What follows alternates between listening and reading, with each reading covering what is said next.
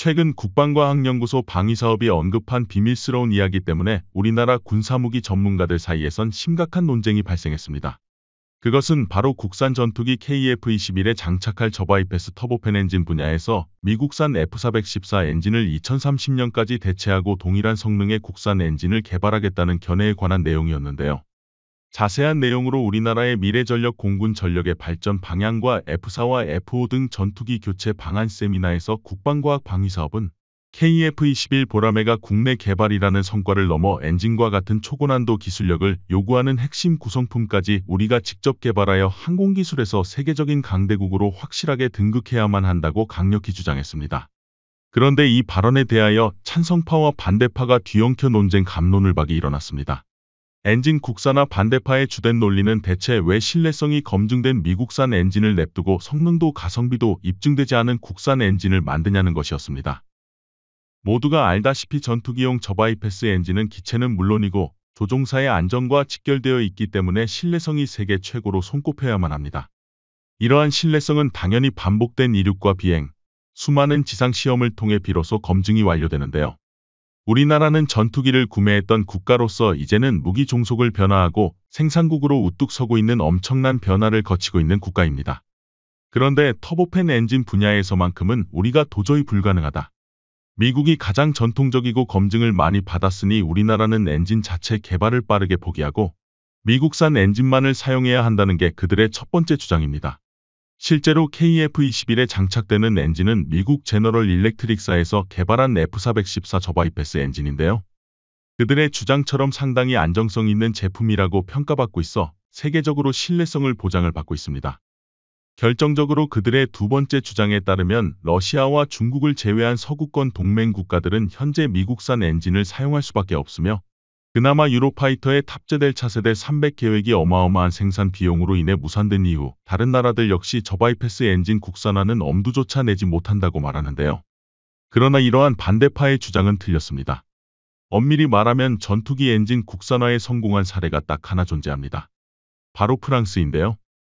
현재 프랑스는 스네크마 M88이라는 쌍발 터보팬 엔진을 국산화하는 데 성공한 이후 나팔 전투기에 탑재해 운용하고 있습니다.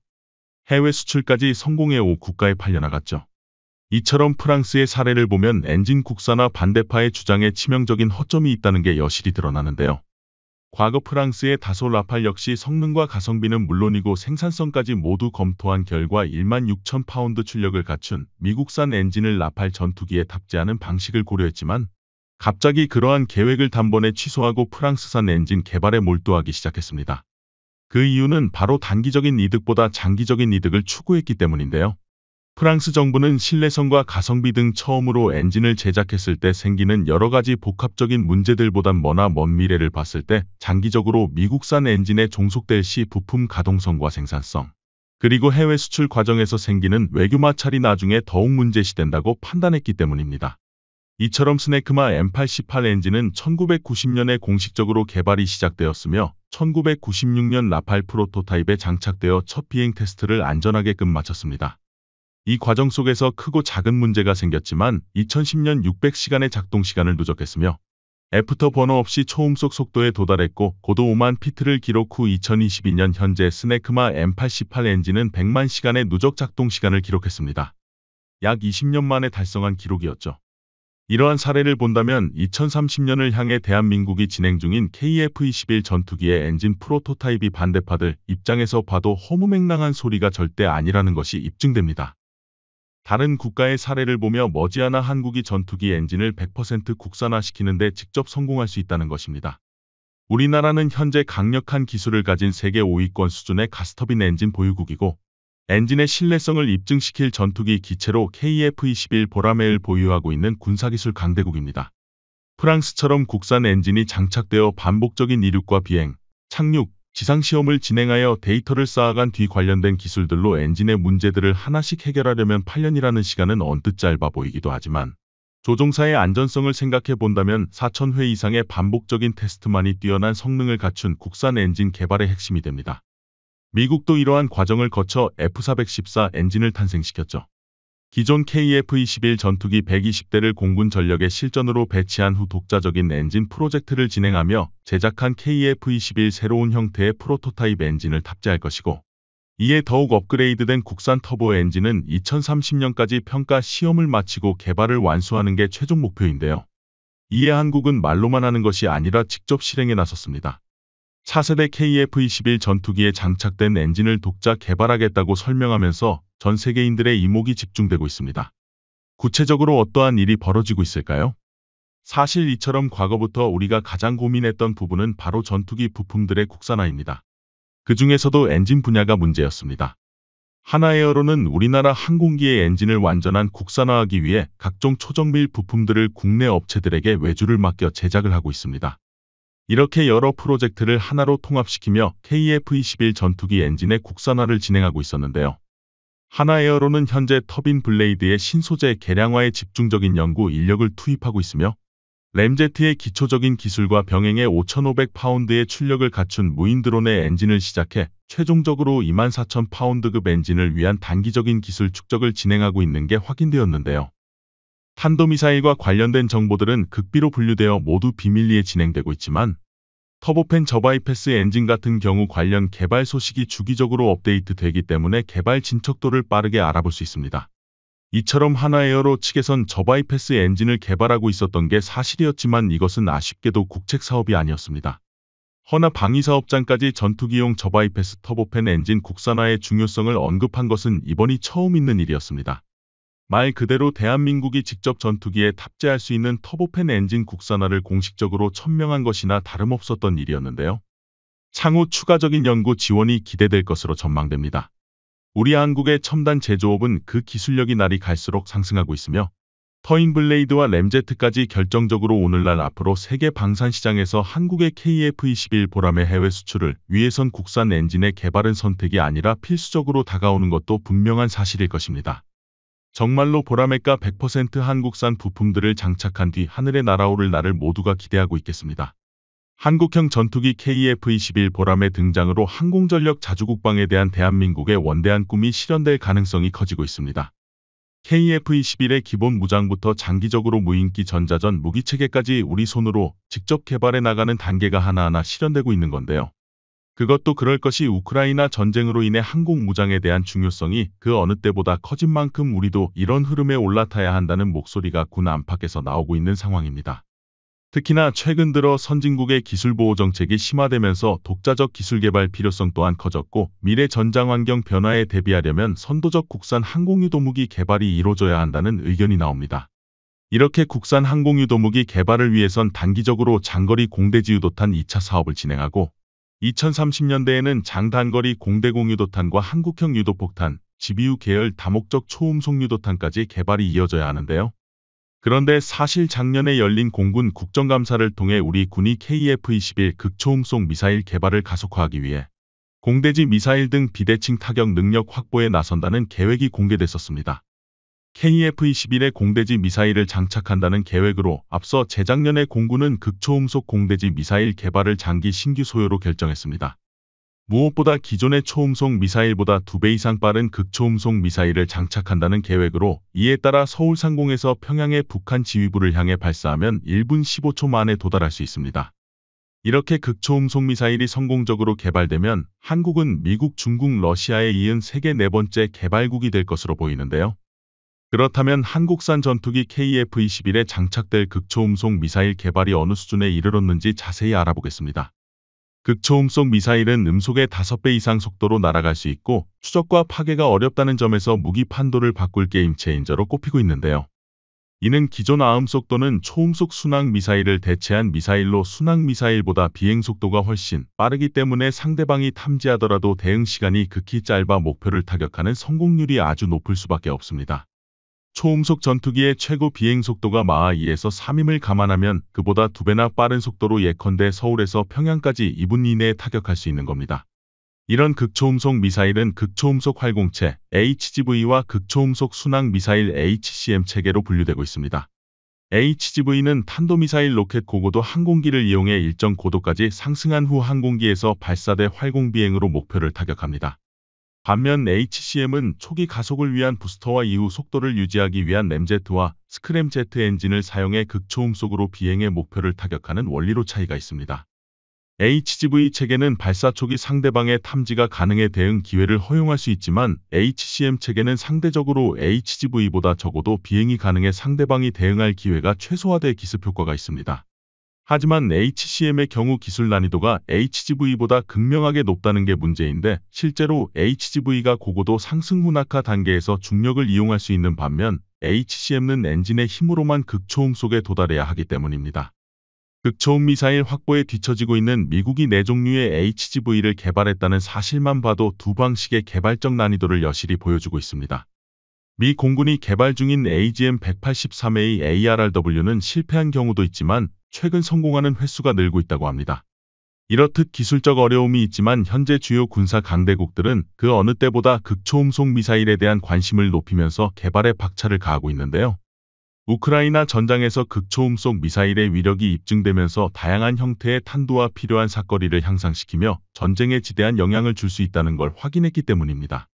이런 와중에도 세계 최초로 HCM 상용화에 성공한 국가가 있는데 안타깝게도 바로 러시아의 지르콘 미사일입니다. 현재 미국과 러시아 간 극초음속 미사일 개발 경쟁에선 러시아가 다소 앞서 있는 상황입니다. 실제로 러시아는 지난 2017년에 킨잘 극초음속 미사일을 실전에 배치했는데 우크라이나 일부 전쟁에서 극초음속 미사일 킨잘을 여러 차례 발사해 세계 최초로 극초음속 미사일을 실전에 사용한 기록을 남겼습니다. 여기에 더해 러시아는 ICBM 탑재 활공체 형태인 HGV 방식의 아방가르드 함정 발사, 극초음속 미사일 HMC 방식의 지르콘도 개발했는데요. 스크림 제트 엔진인 지르콘 미사일도 2025년 안에 실전 배치하겠다고 밝혔는데 주요 외신에 따르면 최근 러시아는 야센 M급 핵추진 잠수함에 지르콘을 탑재하기 시작한 것으로 전해집니다.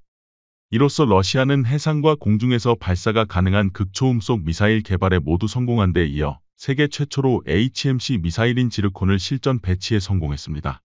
지르콘은 30에서 40km 고도에서 최대 속도 마학으로 비행할 수 있으며 1000km 거리에 있는 지상 및 해상 표적 모두를 타격할 수 있습니다. 재래식 탄두는 물론 핵탄두도 탑재가 가능한데 탐지와 방어가 거의 불가능한 것으로 전해집니다. 중국은 작년 8월 극초음속 미사일 둥펑 17로 추정되는 미사일 발사 장면을 CCTV가 최초로 공개했는데 해당 영상에서는 DF-17로 추정되는 미사일이 사막의 고속도로 위에 세워진 이동식 발사 차량에서 발사되는 모습이 담겼다니다. 이후 중국은 아시아 태평양 내 주요 미군 기지를 타격할 수 있는 최첨단 극초음속 미사일 둥펑 27을 개발했고 2019년부터 실전 배치한 것으로 알려졌습니다.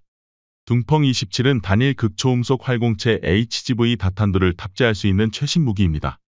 미국은 중국이나 러시아보다 극초음속 미사일 개발에 한 발 늦은 상황인데요. 극초음속 미사일 경쟁에서 러시아와 중국에 뒤처진 것으로 평가받는 미국은 최근 개발의 속도를 내고 있는 중입니다. 현재 미 육군은 4종류의 HGV를, 해군은 극초음속 공격용 순항미사일 한 종류를, 공군도 HCM 4종류를 개발하고 있습니다. 올해 초에는 미 공군의 B-52 전략폭격기 기종에서 극초음속 미사일을 발사하는 시험을 성공했지만 그럼에도 불구하고 아직 극초음속 미사일 실전 배치에 성공하지는 못했습니다.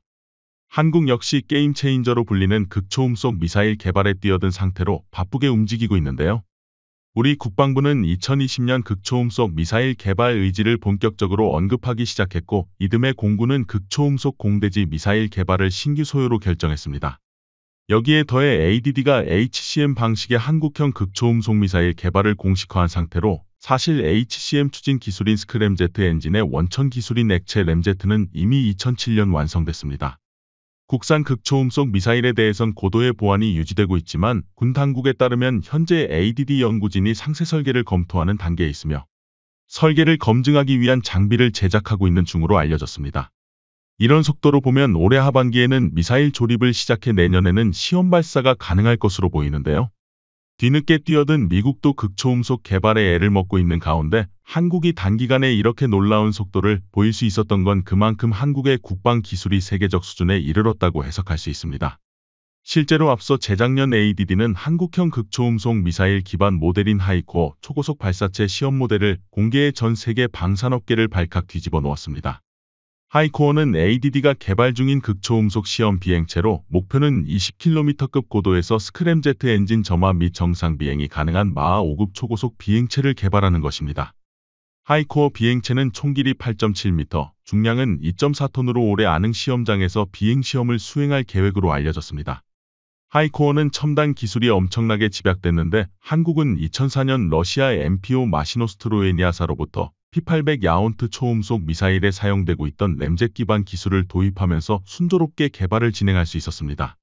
지금이라면 도입 자체가 불가능할 정도로 핵심 기술이지만 당시 러시아 정부도 손을 놓고 있었기에 상대적으로 저렴한 비용을 지불하고 기술을 확보할 수 있었습니다. ADD는 이렇게 입수한 러시아 기술을 바탕으로 마하 3의 속도를 낼 수 있는 야온트급 초음속 순항미사일 개발을 완료했고 마하 5의 이상의 하이코어 개발에 다다를 수 있었던 겁니다. 하이코어 테스트 비행이 성공한다면 대한민국은 극초음속 미사일 개발 완료까지 절반의 성공을 거두게 될 것으로 보이는데요.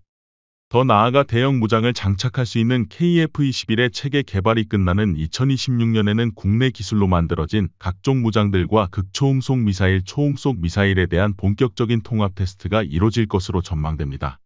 이뿐 아니라 425위성 사업으로 수평선 너머의 목표물 탐지 능력까지 보유하게 된다면 극초음속 마사일 요격도 가능할 것으로 보이는데요.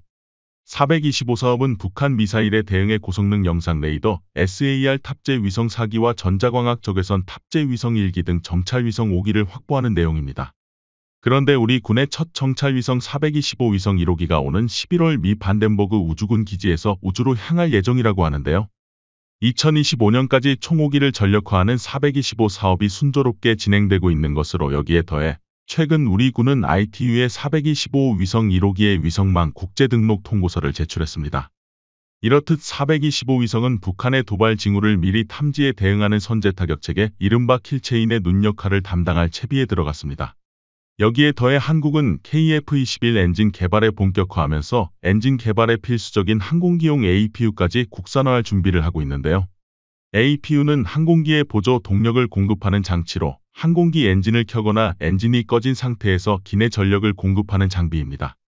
APU는 일정 고도에 올라서 순항 상태에 도달하면 주엔진의 전기 공급을 맡기고 꺼지는데 이때 최소한의 동력을 기체에 제공하기 때문에 필수적인 장비로 꼽힙니다.